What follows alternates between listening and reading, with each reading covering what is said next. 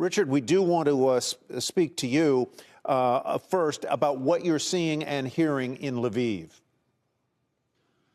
Well, that's right. There are multiple crises actually on each front. In the center and east of the country, we have this devastating war that you've been covering in great detail. And on the west, breaking out is a migrant crisis that really just puts anything that you or I have seen in Europe into perspective. In 2015, we had the EU taking in 1.3 million refugees from Syria across the entire year. We're going to hit that in about 8 or 9 days of this war and then start again, do it again and again.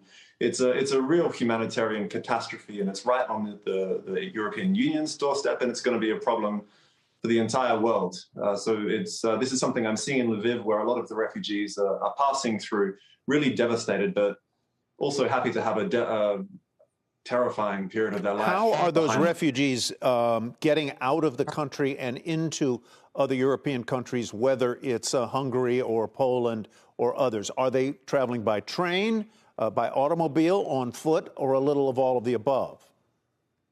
Definitely all of the above. Those who are lucky enough to travel in a car can pack a little bit of their life with them: pets, suitcases, precious sentimental things. A lot of people are stuck on trains and don't have that chance. No matter which means of transport you take, you are almost certainly going to face hours of delays, not having enough sleep, delays at the border as there are just simply not enough guards to process them. There are live Google Docs being updated by volunteers telling everybody how many hours they need to wait at each of the different border crossings of the 5 countries which border Ukraine. So this is the kind of things that people are resorting to.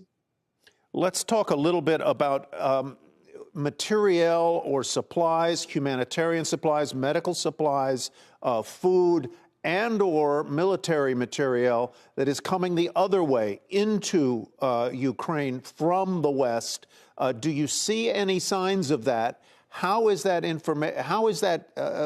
equipment and stuff getting in, and is it subject to attack if the Russian air power concludes that some truck or some train is carrying in Stinger missiles or the like?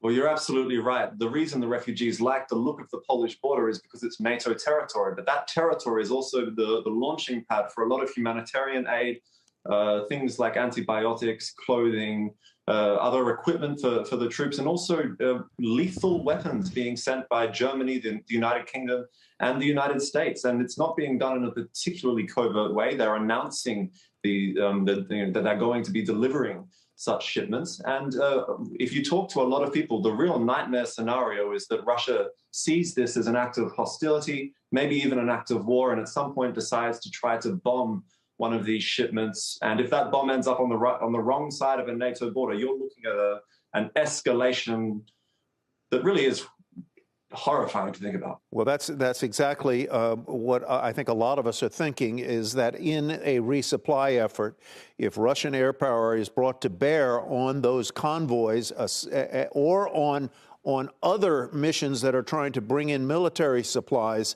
that are coming from Western countries, that could be perceived as an attack on that Western country. And at that point, obviously, the confrontation escalates very dramatically. Richard Ensor of The Economist, we thank you very much.